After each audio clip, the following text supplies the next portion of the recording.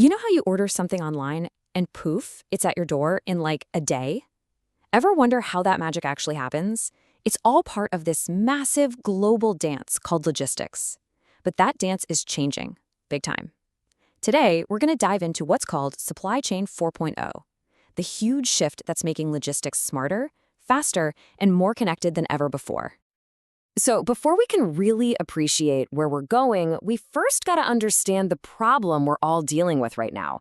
There's this giant disconnect between what we expect and what the global supply chain can actually deliver. And this slide just nails it, right? On one side, we've all been trained to want everything like yesterday.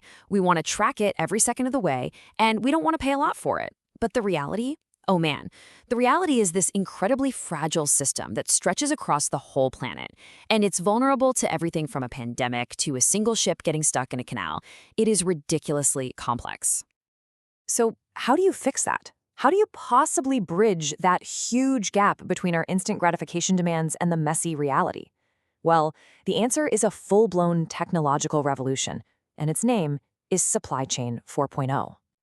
Now, here's the key thing to get. This is not just about digitizing a few paper forms or scanning barcodes a little faster. No way. This is about applying the really powerful technologies from Industry 4.0, we're talking AI, the Internet of Things, advanced robotics, the whole shebang, to build a supply chain that can literally think, sense, and react all by itself. Okay, so at the very heart of this huge transformation are three absolute game-changing technologies that all work together. Let's break them down one by one. First up, you've got the Internet of Things, or IoT. The easiest way to think about it is that we're giving everyday physical objects digital senses. All of a sudden, a shipping container, a truck, even just a single pallet on a shelf can see, feel, and talk. Yeah, this is the perfect analogy. If the entire supply chain were a giant living body, IoT is its nervous system. It's constantly sending these little signals back to the brain, information about its exact location, the temperature, if it's being shaken, you name it. And this is where it gets super practical. We're talking about being able to guarantee that life-saving vaccines stay at the perfect temperature the entire journey. We're talking about a delivery truck telling you it needs a new part before it breaks down on the highway, and warehouses that look like something out of a sci-fi movie, with smart shelves and robots managing everything automatically. It's all about turning physical stuff into digital information. Okay, so IoT gives us a ton of data, right? An absolute mountain of it. But here's the problem. How can you actually trust that data when it's being passed between dozens of different companies in different countries? That is the exact problem that our second technology, blockchain, was built to solve. The best way to think of blockchain is as a digital notary.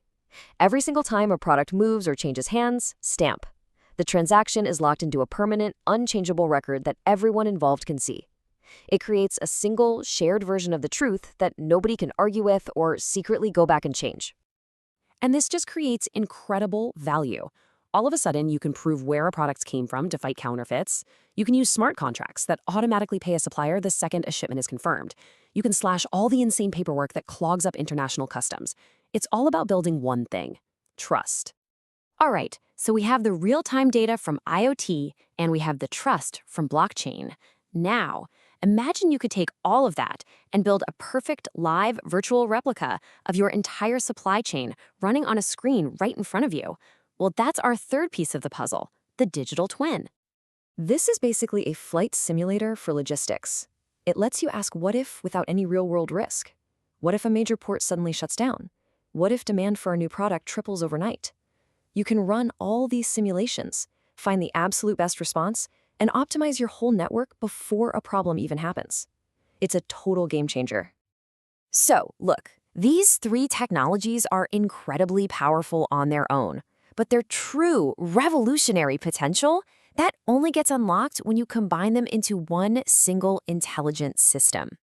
You can see how this creates this amazing feedback loop. It's simple, really. First, the IoT sensors sense what's actually happening out there in the real world. Then, blockchain comes in to secure all that data, making it trustworthy. And finally, the digital twin uses that trusted data to simulate what could happen, helping you predict and optimize everything. It's a continuous cycle: sense, secure, simulate.